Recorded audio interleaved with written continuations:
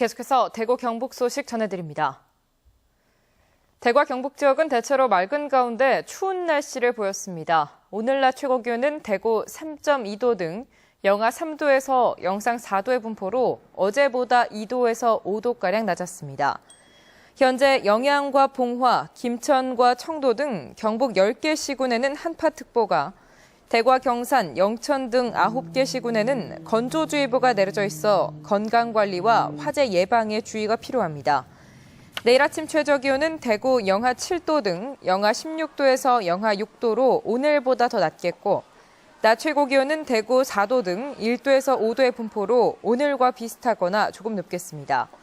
대구 기상대는 평년 기온을 밑도는 추운 날씨가 이어지다가 모레 오후부터 차츰 풀릴 것으로 내다보고 있습니다. 사회적 기업과 협동조합이 활성화되더니 요즘은 마을 기업이 주목받고 있습니다.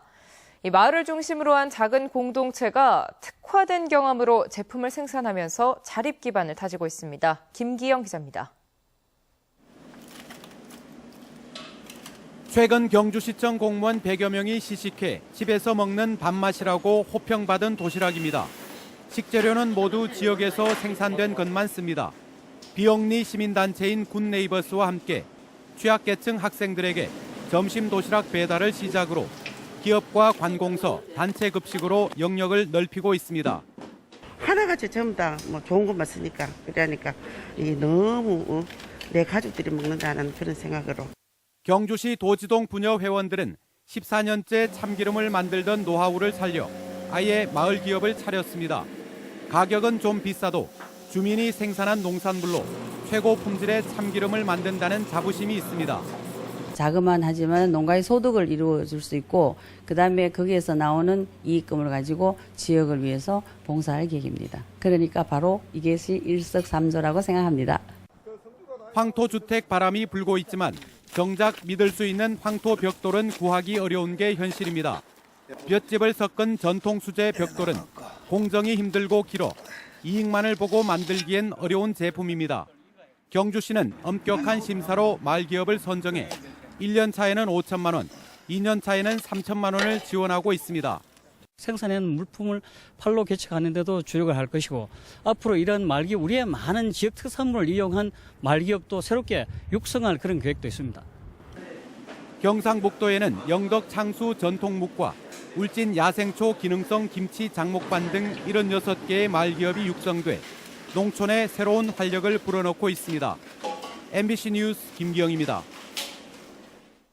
대구시 산하 공기업들의 경영 개선 방안이 전반적으로 미흡하다는 지적을 받고 있습니다.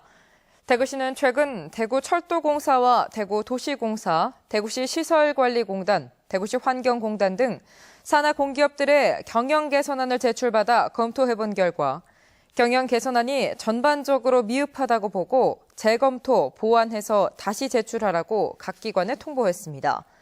특히 대구도시철도공사의 경영 개선안 가운데 도시철도 요금을 단계적으로 인상하겠다는 안은 시민들의 부담을 가중시키고 정부 방침에 맞지 않는다며 반려시켰습니다.